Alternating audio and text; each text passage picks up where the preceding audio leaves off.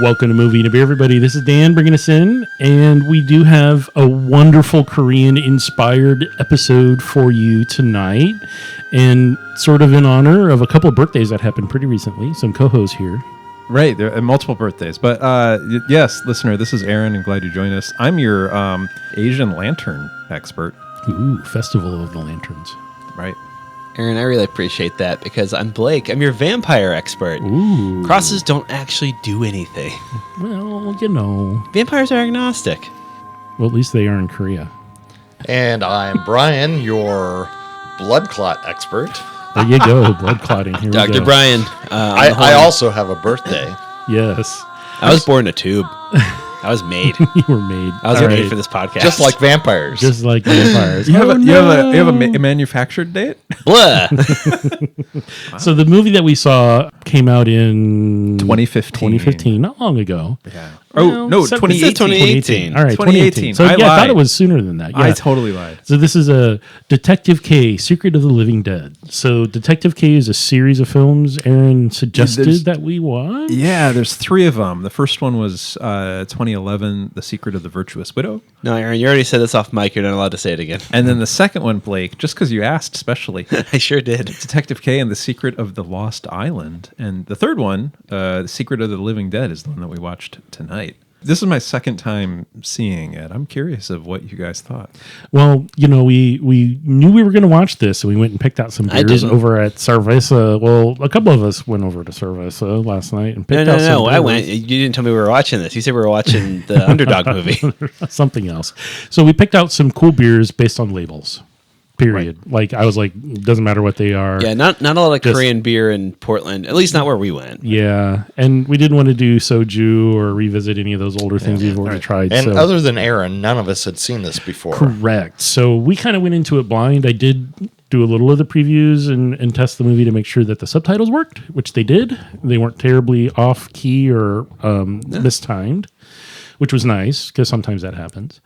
But I believe this film probably is available on most streaming platforms. But Detective K, Secret of the Living Dead, it's based on basically a serial detective series, not to be confused with like the Pink Panther. Because this guy's kind of a bumbling, he's got a bumbling sidekick. He's kind of bumbling. They make a lot of side jokes. He's the best of the best. He has actual skills. He's more like a Sherlock Holmes than a Clouseau. Right. Occasional mind pals kind of stuff. But I would say I would describe this as a historic detective comedy. There were some very funny moments like in this. 1400s or something like that? 1700s. Oh, 1700s? Yeah, Okay. And I think the comedy really does translate well because, I mean, the jokes are all kind of on universal themes. Pretty broad. A lot of it is broad comedy. Yeah. Pratfalls, some wordplay, mistaken assumptions with the neck pranks. Yes, without giving too much away. Yeah. But then also too, when the protagonist meets a beautiful woman, of course, like he has to immediately try and charm her, impress her with his skills. I'm going to show you my clever brain. That's right, and you know, as the viewer, as you're seeing this, you completely see through this, you know, fraudulent attempt to puff himself up. Yes. But and you know, well, she's she's a vampire with amnesia, right? And that's clear straight from the start. You see her. No spoilers here. Yeah, no. I mean, you see her get dug up. I mean, this is in the trailer, so it's like she gets dug up, she gets brought back to life. That's in the first 3 minutes. And she knows nothing else, and so she's actually not a bad person. She's actually good. Person vampire. Yeah. She does obviously vampires not people. need to. As the expert, I'm going to say no. They point out some of the tropes. Because he's got a book in English about vampires, which I thought was rather interesting, considering that I don't know how much colonization there was at that point in the Korean history. Well, in 1789, how many Korean books on vampires do you think you're going to find? Probably and the 7. The originator of the vampire mythology is English. Yes. Is that Bram Stoker? I thought there was like this Transylvanian, Eastern European... Blah. But it was Bram Stoker's Dracula. Yeah. Okay. So made up figure. But, you know, one might assume that demons and undead creatures existed in cultures across the world, as they probably did. You know, if you got religion, you got to have bad if you got good. Well, I think there's folklore everywhere. There's folk. I mean, there are the vampire burials in the Eastern Europe with the sickles across their necks so they don't come out of the grave. Mm-hmm. You should know this, vampire expert. Yeah, I told you about this earlier. Now you're passing off like you thought it up. Oh, Yeah, of course. Thanks for educating me, Brian. So there's. I am very upset. So just to describe these beers really briefly, so we have a Czech style dark lager from Wayfinder called Secret. And the movie from the trailer, I was like, hey, this is about secrets. Well, there was a secret in the title. There's a lot of secrets like going on and some great plot twists. And then the other one that I picked out, which in both of these are lagers, a Czech style dark lager, and then the other one is an unfiltered rustic Oregon lager called Time Out of Mind. And it's got some really kind of creepy bunny rabbits on it. Bunnicula. And it reminded me of perfect. so she got dug up, and they even say, the main character says to the amnesia vampire, you could be over 100 years old. You could have been in there a long time. And so it's like she's trying to figure out who she is. She's she's completely out of her own time, even though it's not really been that long. Which is, I think, a fun take on the whole vampire just mythos and story. Usually they're conscious the whole time, or they go to a slumber and come back as like a born Nosferatu style type. Yeah. It was nice seeing a vampire who's just grappling with, well, what even am I? Who am I? Yeah, she didn't know. I made kind of a joke about it, but like I was saying, we don't really see like vampires with ethical dilemmas and like a moral angst about drinking human blood. And this kind of second guessing or insecurity about what kind of monster they've become, and this film portrays them that way. Of what are the implications of me and what I am, and how I'm a monster and what I need to survive. Right. Even the quote bad vampire had a very strict moral code. Yeah, right? but lawful evil, I guess. Yeah. Yeah. He was just seeking revenge against those that had caused him to become what he became, and there's nothing wrong with that. And frankly, the vampirism isn't even like the key focus of the movie. It's two of the main characters are vampires, but the whole thing hinges on like big secret being kept by officials and people who A cabal. cabal, exactly. Plot yes. against the kingdom. Yeah. Because they didn't want to lose power, because those who have power want to hold on to it. Spoilers, Dan. Which is why I think is what made this movie so good. It wasn't just some doofy, like, I'm going to solve the mystery. Well, there's vampires. What's going on? It was him trying to solve this mystery, and there's also a bigger thing going on. Well, it's layered because there's this sort of comedic slapstick layer that kind of, there's gags kind of regularly sprinkled throughout. Yeah, and let's point out that early on, there's a false vampire that the detective discovers, right, and finds their secret. Right. Yeah. And what's funny is you see this like detective reasoning as he kind of like shows his deductions and takes the viewer through them, and they make sense. And it's like, and you think like, okay, this character is really astute, really attuned into detail, and very, very sharp. Yeah. Even though he kind of comes off as bumbling. A little bit, yeah. And he really tries. So he does say, I can't go home, because his bumbling sidekick, they're out traveling around doing magic tricks in circuses. And it's like, I can't go home because then I have to get married. And I don't want to get married. He doesn't want to get married. And someone he doesn't love, because he wants to get married to someone else, even though he told his father that, and his father slapped him. Aaron, is that I forgot about that. Is that a running theme in the other Detective K movies? Is that he's running away from this unwanted marriage, or is this like a new introduced thing, and he always has some different reason for traveling? That might be a callback to one of the earlier movies. Okay. I would have to watch them again, honestly. Right on. And that wouldn't be a hardship for me. Right, really exactly. These are really good. It's fun research. I mean, people have concerns about, I have to read subtitles. The dialogue does not go by that fast. Right. It's easy to understand what's on the screen. They do some flashbacks. They do some really interesting camera work with the flashbacks and like making you sure that this is a dream, and this is, there's not a lot of language complexity to it. It's pretty straightforward. No, the plot is very well visually told, visual storytelling. Yeah. Mm-hmm. And what plot there is, it's fairly simple. Right. There's some twist in it, though. There are twists. Really well there are done. some complexities, but it doesn't have to do with language. Correct. It more has to do with the plot And even if you were a native speaker, I think you might get lost in some of those twists. And I think everybody here at the table has seen enough martial arts and old school, kung fu movies to see where they drew some of the action sequencing and framing. There's some really interesting framing they would only do a couple of times throughout the whole thing. And you're just like, oh, they're paying homage to something. Well, I was going to say, sometimes the point of view was like, the camera was like hiding under a table, like watching this conversation taking place. So it kind of put you as a viewer there of like, you're eavesdropping on this. Yeah. And then Brian, I think you'd said something about it wasn't time dilation. It was there were some speed ramps and slowdowns, which is where it goes from normal speed to very quick speed to show.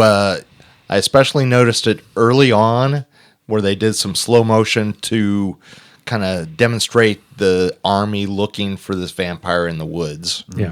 And then later on, they did some speed ramps where they went from normal speed to fast speed in the market to kind of show the detective looking around in the market and the bustling nature of trying to pick out details in a busy scene. They also used it for comedic effect when they went up against the vampire and against her, and they speed ramped to them walking over throne, land, to demonstrate how much more powerful the vampires were than humans in a non-tropey way, because typically it's the vampire holding him up, saying something cringy and brooding, and then throwing them to the side. This is a fun way to show it. Right. I mean, there was, I think, wire work in here, and there was some choreographed. No, he was fight actually scenes. flying.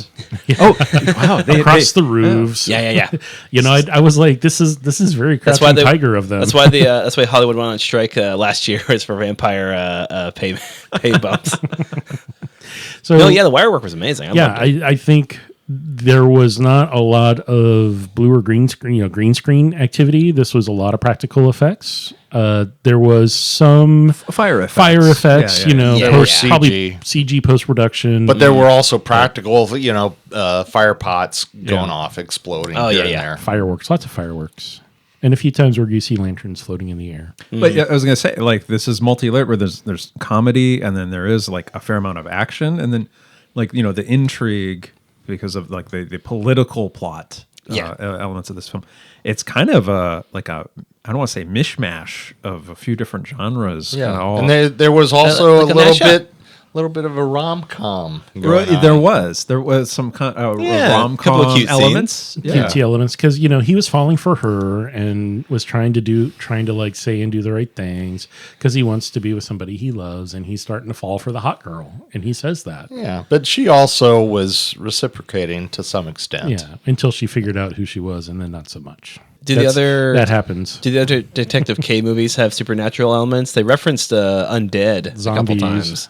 There was one of them, I think, that did involve zombies. Oh, okay. Yeah. And so that was, I think, a callback to another part of the story. But the very first one I saw, actually, I was on a flight in Asia, and this was like the in plane movie, right. And I like missed the first 5 minutes, and I watched it, and I had this feeling of like, I have to figure out what this movie was.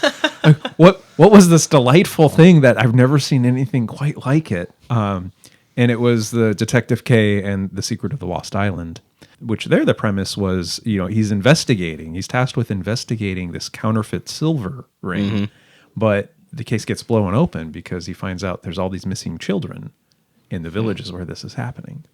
Sounds very Indiana Jones.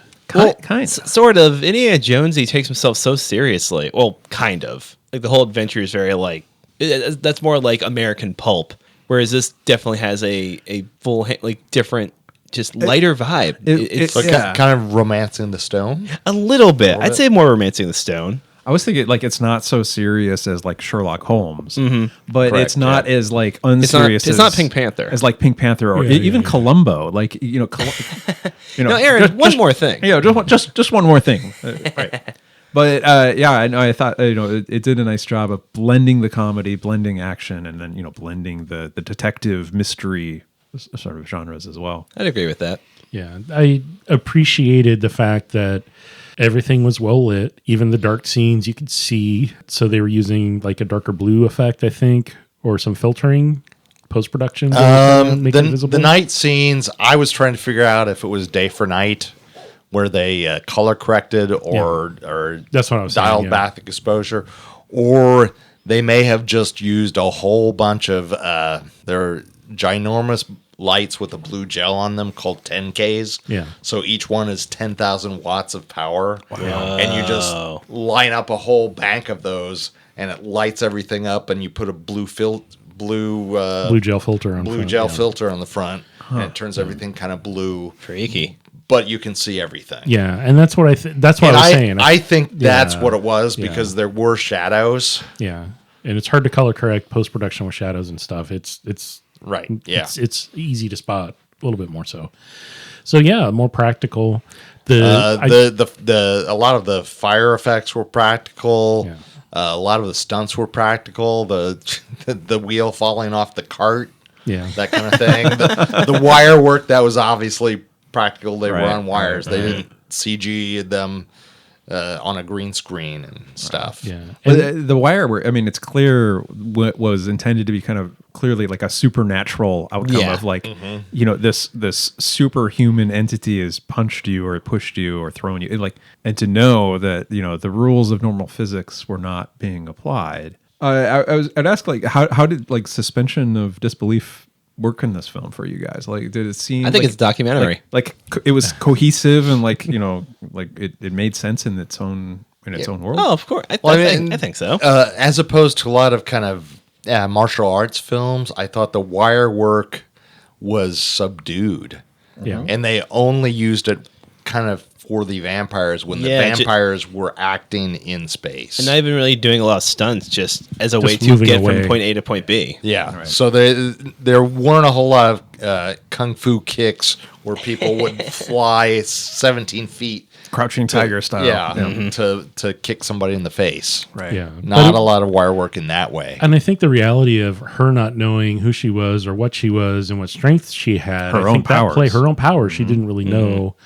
So she was just reacting. And I think that was kind of how it came across. You know, she'd bump into somebody and they'd go flying 5 feet. And they're like, what the heck? You know, you just ran by me and touched me. And I'm 5 feet over here, versus when she really wanted to smack somebody really high in the air and then landed. But then it's like the suspension of belief. It's like if you just threw somebody 30 feet, like 15 feet in the air up and 15 feet in the air down, they're not going to be able to get up. They're going to be really hurt. They're broke. Oh, yeah. But these dudes are just getting right back up. Yeah, it was like a Looney Tunes cartoon. Yeah, and that's sort of the visual humor that was really effective, I think, in telling the story. You knew that it was a joke. You knew that it wasn't purposefully. She wasn't trying to hurt him. She's just knocking him out of the way.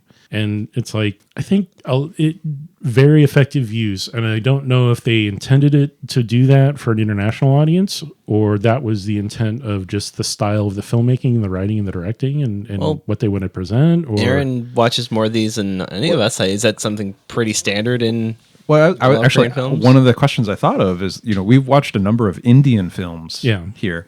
And sometimes in those movies, there's this kind of really exaggerated, you know, physical fighting prowess. One of my favorites is, you know, can jump like one of the guys like RRR, and then what was it, Kill? And Kill, yeah.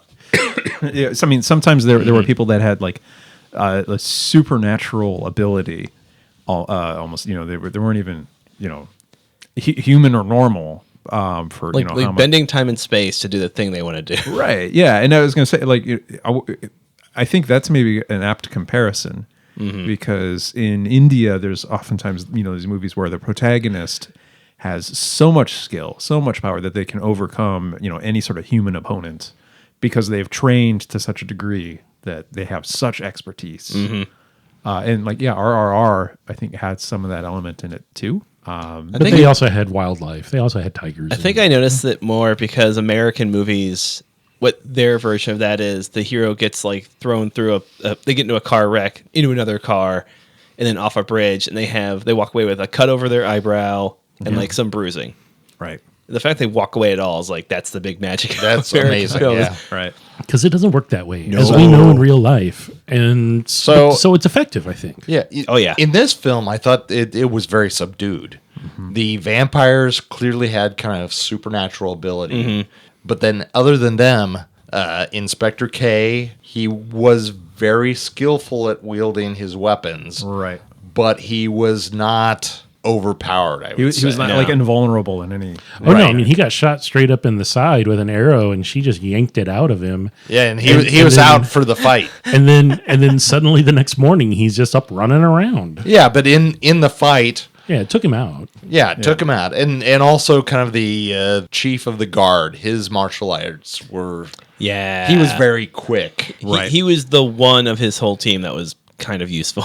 Yeah, Yeah. because when the one scene where they're escaping with the princess and the child, and he's just like he's pulling the sword out, and he's just like follow me, and just like takes them all out, like takes all the other guards out that are coming after him, and it's like that's pretty amazing. I said that's impressive sword work, right? Oh there. yeah. He knows what he's doing. The rest of them, not so much. But it wasn't implied that it was supernatural. No, he was just skilled. so much more skilled than the others, and I mean that kind of relates to the Indian hero archetype, where they're just so much. It's not necessarily supernatural. Well, but in Kills though, it was just he was so he was like special forces. Yeah. Clearly a different Special magic powers. in a different league. Yeah. I was going to say, was there something anything in particular that you guys enjoyed in this movie? To filibuster, I'll say like the humor kind of all throughout. Like there's so many really legitimately funny moments in this movie. Agreed. I think kind of like having an action movie or a detective movie with all of that humor added in. I really had a lot of fun watching. But This leads into what I was going to talk about. Some of the humor revolved around their fear of blood and her like getting giving into her thirst. For a vampire movie, not a lot of blood, and usually a lot of American ones, some European ones, it'll just be like they get the one bite and their whole face is just covered, like from chin down, it's just covered in blood sprays. Hell, the first big scene in Blade is blood coming out of the sprinklers. Yeah, it's iconic. And this one, it's again like everything else, more subdued. It's not as tropey in the way of like I need blood, bite, spray. It's just they're aware of it, but they're not like making a big deal out of it. The first vampire bites, lets people so he can feed, lets them go, then kills them, takes them out. Yeah.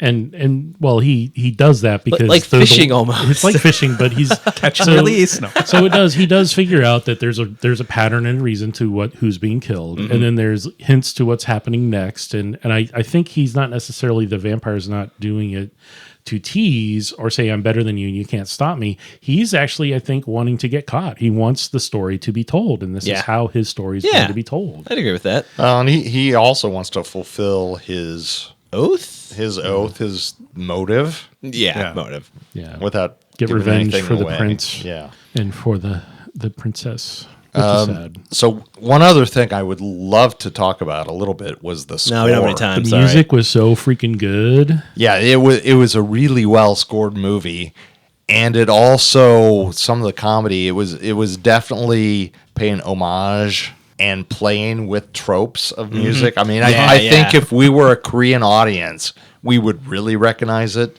But there was a lot of like sweet romantic music in the sweet romantic things. There's the suspenseful stuff, and they're like going over clues. He goes, I got nothing. What? And then also too, when somebody pulls out an iron cross to try and defend themselves against him, there's this like choral church music that's playing, and then when it doesn't seem to work, the music is just gone. Yeah. And then you see him like try it again, and the music's back. Like very epic, like foreboding. Classic scary vampire music. Yeah. I hadn't thought about this, Brian, but I think you're right. I think the music is part of what sells the comedy, but also makes the kind of emotional weight of the movie so easy to translate. Yeah. And so easy to follow along. That's another universal art is music. Kind of the music when they're in an early scene when they're with the circus and they are clearly doing a routine that is kind of bungling. The music really helps that scene. I couldn't tell if they were bungling it purposefully or was it really just he didn't plan it out well enough and he's just playing along. So what? Guessing based on how it ended, they did not plan it out very well. No, I mean the bit was that okay, they're going to do this as entertainers, but they're not natural entertainers. Yeah. And then also too, the assistant didn't want to go ahead with the magic trick. He's like, I don't want to do this. And so the main magician thought like, okay, we're ready to do the magic trick. I don't want to spoil what it is because it's really a funny joke. Yeah. But the assistant kept like keeping this dance going over and over again because Right, he's like, and I have so- these more concerns to talk about. The music shut up, kind get in there. of kept repeating so that he could keep the dance routine going, so he wouldn't have to do the trick. And it was Yeah, it very was fun. cute. It was very cute. The little hand dancing. It's like, oh, that's like a little like what the little schoolgirls do when they do their anime thing on goodness. TikTok. You know, Yeah. Right. that's what I was like.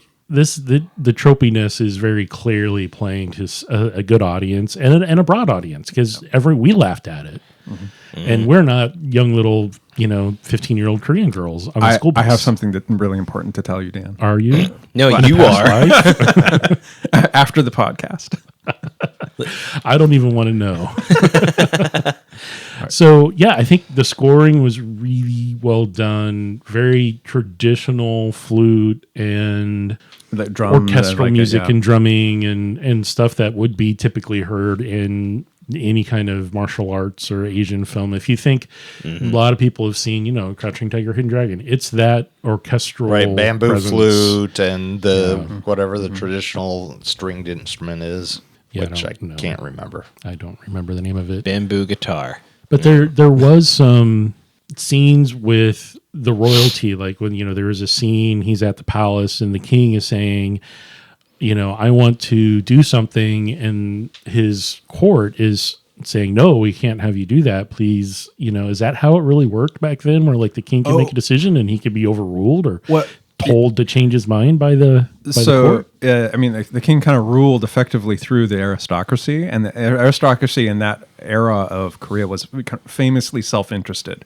and there's kind of a lot of like. Sorry, Aaron got preempted by some- transported. Brian's playing him off like it's the Oscars. Oh, but let's return to my dissertation on Korean politics and intrigue. Hit it. He's crying. Oh, the phone failed. Oh, there we go. There we go. There we I are. feel like I'm there. Yes, we're there. In the court, though, once they were done countervening the king's or the emperor's mandates, they would go drinking. Really? Yeah, Like and- that never happened. I mean, there was a scorched rice tea that was referenced in this movie, but also You would do a theme song. they would have had, some rustic forms of beer, or early forms of soju, rice wines and other things as well too. Vampires don't drink beer. And, no, they drink blood, but we're better than that. So Yeah. we did drink beer because Oh, we did because we're not vampires. we're also not immortal. So God, despite my best efforts. we gotta just enjoy. If I drink enough beer, I will be. My point is we're not immortal, so we have to drink beer while Not we for can. you, though. I've looked in the mirror and said that many times. There was a German song, a polka song that said, "In heaven there is no beer," and that's why we drink it here. Correct. Good. Yes, and it is Oktoberfest coming up pretty soon too. so How good do timing they on that. know? How do they know? Maybe they died and came back, and they're like, "There's no beer." Did they go to heaven then? Really? It's like, That's a good question. but we did have a few beers here. We did to have match a our few movie. beers. So I think this is the time in the podcast we're going to maybe transition and discuss a few things about the beers. And so again, Beer is wet. beer is wet. It is liquid. So we watched this 18th Podcast century over, guys. Like, 18th century You heard it here first. historical comedy slapstick kind of thing called Detective K, Secret of the Living Dead, which is about a vampire that has amnesia Blah. and something that happened to the royal family 30 years prior. And it's an investigation of various things. And because we knew we were going to watch this, we happened to be over at Cerveza, which is our North Portland on Killingsworth wonderful hangout where we get food and great beers on tap, plus a good selection of things. And now pinball. And now pinball. They opened up their back room to having pinballs at an open bar. I digress. We drank Time Out of Mind, which is an unfiltered rustic Oregon lager, which I'd never heard that term before, but we're just going to run with it. And this is by Funky Fauna Artisan Ales out of Sisters, Oregon. wasn't "Time Out of Mind" famously like a Bob Dylan album? I'm not sure, but there's some copy on there. Can you read that, Aaron? I mean, it's kind of small. Unfiltered rustic lager with 100% Oregon grown malted barley, raw wheat, and hops. Brewed with Mecca grade. Mecca grade. Okay, Mecca grade. I wasn't sure if I was getting that right. Mecca grade. historical style of under-modified wind malts, traditionally left to air dry in the lofts of barns, hopped delicately with Lorien and audience. Hops from the indie hops in the Willamette Valley. It's Crispy Willamette. lager in our own strange way. Why does this music make me think of Pepperidge Farms? Because Pepperidge Farms remembers, Blake. Remembers what? Yes, it does. Okay, so Thank you for the assist, Brian. Sure, anytime. So this was like solid malty barley, real decent backbone to a lager, which a lot of lagers don't usually have. The touch of lemon. I got some lemony kind of citrus stuff from the I hops. did not. I was getting Little touch- I was getting fruit. As it warms up, it does show up a little bit. It's really soft and gentle mouthfeel. It dries decently, and at 4.2%, it's super crushable. I mean, this is a nice West Coast lager. As we're all laughing at each other because Well, it we're was all laughing at Brian. We're laughing at Brian. Sorry. with Brian because his musical genius is genius. Yes. I really enjoyed this beer. I thought, as a lager, it did have, I think, kind of a little bit more complexity to it. There Yeah. was a little bit more going on with it, and I don't know if that's a bit of like more malt. It's that rustic. It's they said on the screen. Unfiltered on the rusticness. When I think of a lager, though, I think of something that's usually a bit lighter bodied, a little bit more subdued taste. Yeah. This was, I think, in a very pleasant way, a little bit more viscous and a little bit more complexity of flavor, a little more intensity of flavor. I really enjoyed this beer. Yeah, I want to say that they did really well with their balancing of the hop presence with that malt, because that malt carries front to back, and the dryness starts at the front. There's a lot of aromatics on this. When I opened it up and poured it, I was like, wow, I can smell it. And it's not even near my nose. It's just really, Yeah, and you told us all to take a sniff. Take a sniff of it. And even the one I have in front of me, I opened and poured 20 minutes ago, and it still has good aromatics. It holds on to them. And it does have a traditional American Pilsner style of aromatic. There's some kind of acidity to it, too, that makes, I think that gives it its kind of quenchable quality that, if it's a hot summer day, this could be really This would be good. really nice. Good Yeah, choice. It's a good beer. I'm glad that we selected it simply because they have. And Funky Fauna, I've had their beer before, but I don't think we've done them for the podcast. So I'm glad that we were able to find something. The artwork on the can, it's a gold can with just black print all around it. It does say be kind, be funky, and classy or crispy lager in our own strange way. When you said be funky, I looked at Brian, expect him to start playing bass on his phone. Funky Fauna Artisan Ales. They're out of Sisters, Oregon. So, Sisters, dear Oregon. listener, if you're not familiar with Oregon geography, I'm not. They're a small mountain city kind of down near Central Oregon, outside of Bend. It's typically like a ski resort kind of area. Yeah, kind of. Oh. And I'm kind of wondering if the altitude and maybe cooler climate makes a difference for the brewing process as Yeah. relative to Portland. Yeah, that's a good question. I wouldn't have a good answer for you because I don't know. You haven't That's ever lived something in to the look up. mountains. Both the altitude and the attitude. Yeah, We need a mountaineering expert the next We time. do. Really good to start with. We only did half pours out of it because we were like, I'm not sure how well this is going to go. We had not had it before, and then we were like, wow, we drank that really fast because it was a good crushable beer. We moved on. we looked up, and the movie was only Like a less than third half. of over. Yeah, I was like, oh, we drank like it pretty quick. too quickly on that more one. mystery We is this enjoyed guy it gonna too solve? quickly. Yes, Yeah. we didn't let it warm up enough. I think letting it warmed up. I'm trying to let this one warm up. That's why I poured it earlier. Then you put it in the microwave, which was a weird move. I know, right? You should never do that. Please don't ever do that. Don't tell me what to do. I think it gets even more grassy and herbally. Like the hops really start expressing dry on the mid back. The citrus and lemon does also sort of show up some, but not nearly as much as when you first pour it. It's really kind of pungent. I'm really sad I deleted GarageBand off my phone. These guys are having way too much fun. All right. So, any other thoughts on this first beer that we had? I'd agree with it being more complex and more body and stuff going on. Yeah, traditional Northwest Pilsners aren't like this. It's got way more complexity to the body. It's not just a thin cracker thing going on. And surprisingly, the malts and the hops work really well together. They're not offensive. This is a lager, though. It's a lager, but it's got qualities that don't seem like a stereotypical lager to me. Correct. It's a really well done beer. So I'm applauding them. Yeah, I'm glad we picked it out. I think it went well with the first half because the first half was very light and humorous. And the second half of the movie gets a little less comedic and a little bit more action, a little bit more storytelling, A bit more drama a happening. little bit of drama. There's some surprises and some flashbacks. Some plot twists. She gets her memories back twists, and she discovers what's really happening. Wayfinder beer, as most people know if you're in the Portland area, comes out with some really amazing artwork on their cans. And more recently, they've gotten very macabre and lots of demonic stuff and a lot of crazy looking, anti-religious, like skulls and bones and vampire. Skulls can be religious too, man. They can. There's some monks in France that would like to have a word with you. I'm not sure what the term secret comes from. They name their beers kind of weird sometimes, but this one is a Czech style dark lager, and Wayfinder is known for their decocted Czech style beers. So I'm hoping that this was decocted. I did not see that in the name, but it definitely has a complex flavor to it. 5.2%. Aaron, is there any copy on there for Yeah, it says Czech style lager, dark lager, definitely not decocted.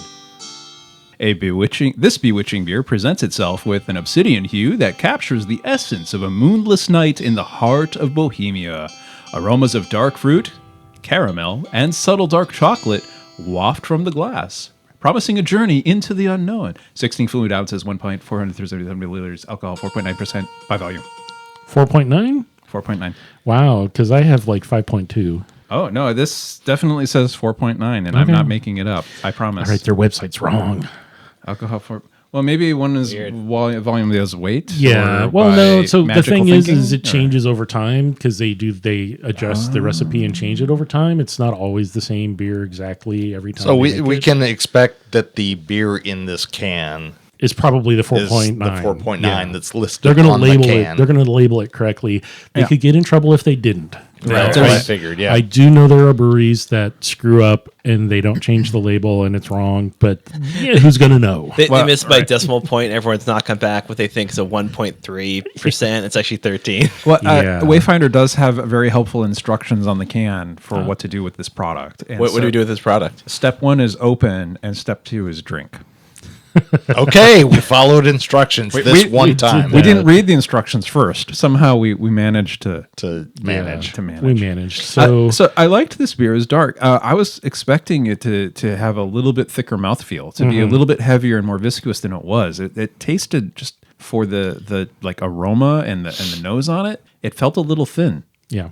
Well, that's the Czech style dark lagers are that way. This exactly exemplifies to the letter what this style of beer is supposed to be.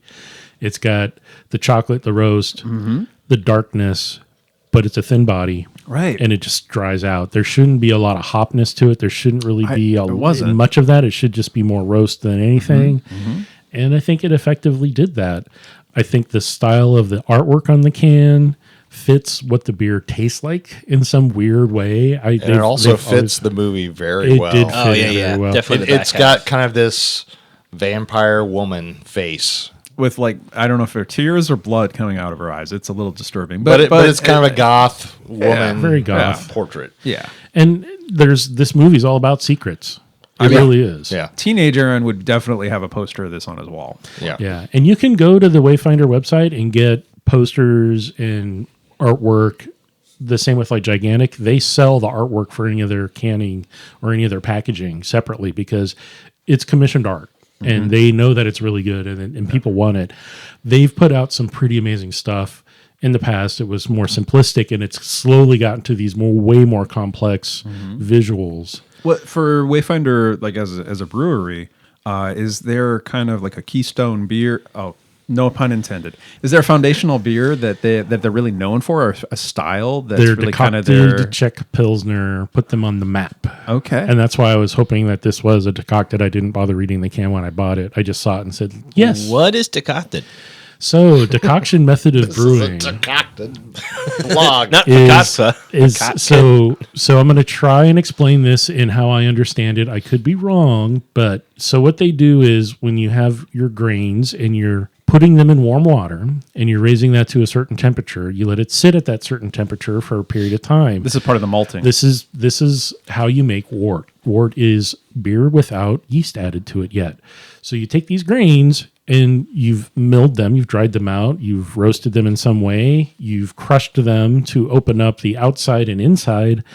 And so you're letting that product sit in water at a certain temperature. And what that does is allows the enzymes and the proteins to break down at a certain amount. Well, I thought it was they created the sugars that Correct. the yeast came it and pulls the ate. sugars, it pulls the proteins and things out of the physical material into the water. So it separates them. I know this because I went to a place in Scotland that made whiskey. Yes. And it's the same process for beer It's and whiskey. exactly the It's like, same yeah. thing. Yep. Surprisingly, one is distilled and one is boiled. Right.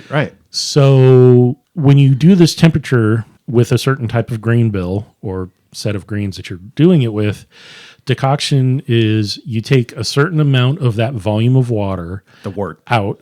You take a certain amount of the wort out. You put that you raise that to a boil and then add it back in to raise the overall temperature to that next point that you want to get the temperature raised to. So it's a lot of math. You have to remove you know what your base volume is. You Right. remove a certain amount of that volume. You raise that to boil, and you know the difference between this temperature and that temperature will raise it this amount. The thermal mass that you've taken out and that you're adding back in and what effect that's going to have on your product. What that does is, so all those proteins and everything that are in that boiling water are more active and doing more things. And so it's supposed to give you a more authentic amount of flavor out of the grains overall, because you're not heating the grains, you're just heating the water that the grains are going to be sitting in. So, but because you're boiling part of it, you're allowing those molecules to move a lot more, and they're going to be more active when they get added back in. And that's how you get more true flavor out of it. Okay. And it's a hard process. They did it in the Czech Republic because they didn't have thermometers and they had no way to probably easily raise the temperature. So they're like, we can boil a small amount and then add it back in, and boil a small amount and add it back in. Right. Each time you do that is called a decoction. You can have a single decoction, you can have double, triple, quad decoction. It's like how many protein rests, or how many temperature rests do you want to do with those grains?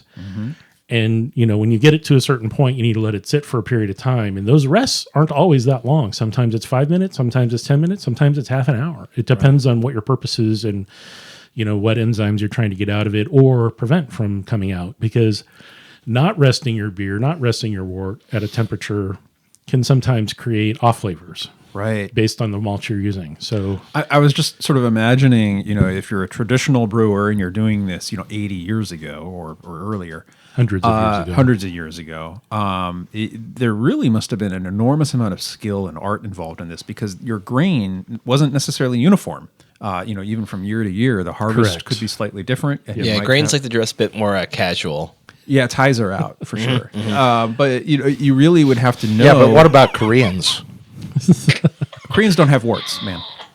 It's in their DNA. Do they wear ties? You know, his assistant had 2 big moles. he did It's Speaking true. of warts. on his face. On his Those face. were birthmarks. But no, you as a brewer, you would really have to be in touch with like what is the nature of the wort that you've got right now, and how you want to augment it. And I don't know. I'm pretending I'm sticking my finger in the hot water and then the boiling water. The hot water and the boiling water. Which Right, one's but- hotter? right. Let's add it now because they didn't have thermometers. Right. Yeah, thermometers were outlawed in the Czech Republic for a long time due to then file not found. Yes. Yeah, but you know when something's gonna boil because it's of the bubbles. Right. But if a watch pot doesn't boil, when do you know? Well, that's a pot and not a keg. But anyway, You're a pot. back to this beer. Okay, so Wayfinder, they do some decocted beers, and that's what they're really kind of known for. They have a few sours that have been consistently made that have been around a long time that are kettle sours. They're really kind of really pungent and funky because they're doing lactic fermentation, so whole fruit ferment.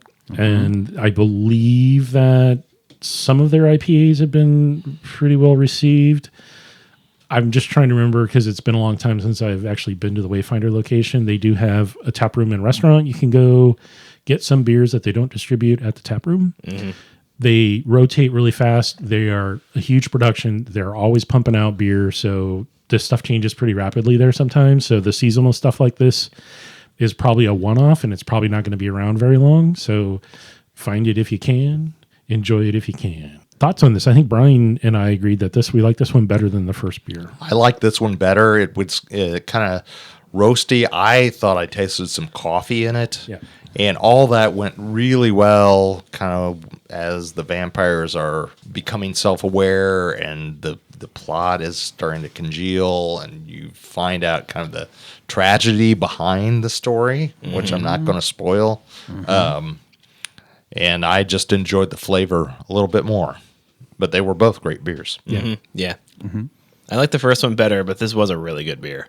I'm agreed with Blake. Both excellent beers, but the lager with frills was a little bit more to my taste.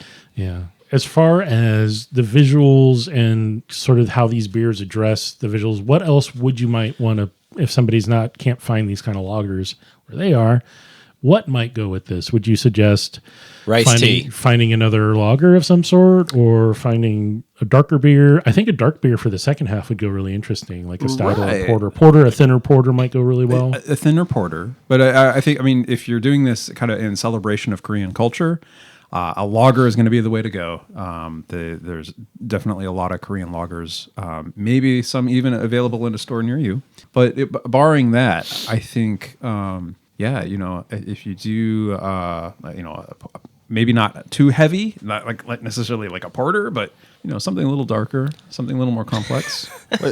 Blood orange beer. Aaron, since you've traveled in Korea some, is there a brand of beer that's common over there that we could get over here that you could have with this film? Yes, I'm going to say the name wrong because my Korean is really terrible, but Hite, Hite. Yeah. I've seen that. Yep, I enjoy it, but I enjoy it because I have it associated with some. You got emotional memory, travel memory. Yeah, but it's a really good lager, a stand-up lager. It also does legitimately lend itself really well to soju bombs. So if that's your thing and that's what you want to do, that'd be a great choice to to do that. Now I will lose, or at least inflame, all the Korean listeners that we have by saying you could also do this like with Sapporo or a Japanese beer. Or Orion or Yangyin. Right, because I think it's a similar kind of palate, similar kind of beer that's meant to stand up with like some of the more delicate flavor of fish or seafood. There's a lot of to each Japanese and Korean cuisines that are not that, but I think if you think of Japanese whiskey being so delicate and working well with sushi, right? It's a different kind of approach to the flavor. And I think, for Japanese beer and Korean beer, I typically think of them as being a little bit more on the subtle side. To just match the cuisine a little bit better. Yeah. And do you feel that those would match this film? Oh, absolutely. Adequately? I would happily drink either of those with this movie. Yeah. Okay. So there is a Korean restaurant called Toji Korean Grill, which is on, I think it's on Southeast Hawthorne in the 48th or 50th in Hawthorne area. And those are the Korean beers that they have available. And Hita is one of them, but there are some other ones that are produced. You can find them, but again, you'd have to go to like a Wijimaya or the H Market or one of the Asian food one stores. Of the larger one Asian, of the larger ones would probably have it. H Mart would be a really good choice. If you're specific to Portland, I would say Buhan on Southeast 82nd is a great. Is a great place. But check them out. Yeah, H Mart is sort of like the Korean Fred Meyer almost, and it will have a wide selection. Yeah, I've been. I know what you're talking about. That does sound about right. Yeah. Yep. Any other thoughts on this great movie? Because I want to suggest it to our audience out there to check it out, because it is. Well, yes, it's a foreign film, and there are subtitles again. The dialogue is not that complex. It doesn't go by that fast. There are some names you may get lost a little bit, because I was a little confused on when the plot is explained, like the real reason that things are happening. Throwing out a bunch of names you might have seen once. You may have heard once or seen once. It's not Bob Smith and George Jones at all. You just have to watch and understand that, yes, there's a plot Bertha. against... Dorothy. Yeah, No, it's Roy Rogers and George Strait. Come Right, on, like, yeah. it's a cowboy movie, guys. Yes. I'll say, I definitely recommend this movie. Likewise, I really enjoyed it, but I do think you will want to take care to pay attention of who are the different characters, especially if you see them more than once. But I'd say if you've got kids or younger audiences, there's not too much in here that's like there's no gratuitous violence. I think the worst word they say is bitch. They say that a couple times. Yeah, there's a couple of cuts, but they aren't real bloody. I mean, there's a little blood, but it's nothing compared to PG-13. Yeah, I think and it's some like- of the spurting is like completely done post production and Yeah. It comedic. looked like a Looney Tunes thing. Yeah. It really did, and there's Loved nothing. There's nothing wrong with that. It works really well for this film. The point of someone the film isn't to be gory. Yeah, someone who doesn't love a lot of gore, I really appreciated that. I like a vampire movie, but a lot of them are just too gross for me to get into. Weren't you suggesting like John Wick movies? Not that. Well, it's not gore. It's just a lot of gun violence. All right. Okay. Yeah, And falling downstairs for a half an hour. yeah, there is a lot of that. As far as the visuals and the music and everything, I think they borrow a lot of different genres. It gets tropey in some scenes, but purposefully so. There's a lot of thought into the storytelling visually that a lot of American films can't do or haven't done. Mm-hmm. I very much appreciate this film for that. It did hold our attention the whole time. We didn't have to stop and rewind to be like, what just happened? Because you could even walk away for a minute or two and be fine because it's not so complex that you can't figure out. There are a couple times when they kind of summed everything up again. Yeah. And we were kind of tired of that and ready to move on. Yeah, and there are lots of like callbacks too of when you see a character that's remembering something of like it'll go and show the visual callback not just once. It might nudge you 2 or 3 times. Right. Yeah. Which Hey, remember a half hour before in this same film? Yeah. Remember that? Remember that? So sometimes this movie is like, hey, we're not that dumb. Come on, give us some credit. But I thought the face morphing we're texting all the time. when they would show the 30 years ago version of that same person, the face morphing back and forth was like, is he remembering it like that? Or is he just, they're doing it so we know it's the same person? I took it as he's remembering him like that. yeah. All right. Remember that? Or it's that the trauma of 30 years ago is so fresh. It that is it's still pulling with them- the current person. Yeah, it's still with them and it's pulling them back. Quite possible. But yeah, I'd say 2 thumbs up from me. I Yeah. recommend it. It's a great movie if you can find it. It's probably on streaming services somewhere. It was on Netflix a while ago. I don't know if it still is. But Well, check with it out. Detective K. Or find a DVD of it. Buy local because streaming is a curse. Like vampirism. But you have to succumb to it, and then you must have more. It gives you ultimate power, Blake. It does. Streaming You hold services? it all. You can watch anything for forever. The Plex is more like that than anything else. Yeah. Untold power, Blake. Untold powers. You also have power to watch whatever you want from your room. All right. So, any other vampire thoughts on this? Vampire. I expert? like how they had the Force. Yeah, they did. They were a bunch of Jedis just running around. Well, the dude was just floating in the air when the thing he was standing on just collapsed. That and was he's just great. still standing I there. love that shot. He It didn't was move awesome. at all. I was like, that's dope. Yeah. And then he just floated down slowly. Didn't move at all. He just floated down. I was like, that's some good wire work right there. Yeah. Because it's hard to stay still and not move On the wire. while you're going through the air like that. That requires some strength. So, mad props. And blood. And any other thoughts, Brian, on this one? I thought the droids were really cool. Like R2D2 and C3PO. Did you watch the same movie? Brian was looking at his phone a lot All right. So, and grumbling about how the prequels ruined I'm something. kidding. as always, the opinions expressed during the taping of this recording are those of the hosts and not of anybody else because we're just silly, goofy people. And thank you for being willing to put up with our antics as we're trying to discuss the film. And go out and find it and get some good lighter lagers, I think, or maybe a lighter porter or stout might be kind of interesting to go with this towards the second half. But whatever you're drinking, make sure you hydrate or you're going to dehydrate, and then someone's back going to try again. to revenge you 30 years later. Correct. So hit that water if you can. And as always, thanks for listening and hanging out. Dear listener, this is Aaron. Thanks for joining us. Try to keep your blood on the inside of your body. This is Blake. I re-downloaded GarageBand for my phone. Great. This is Brian. I'm sorry I unleashed this musical curse on you all. All right. Take care, everyone.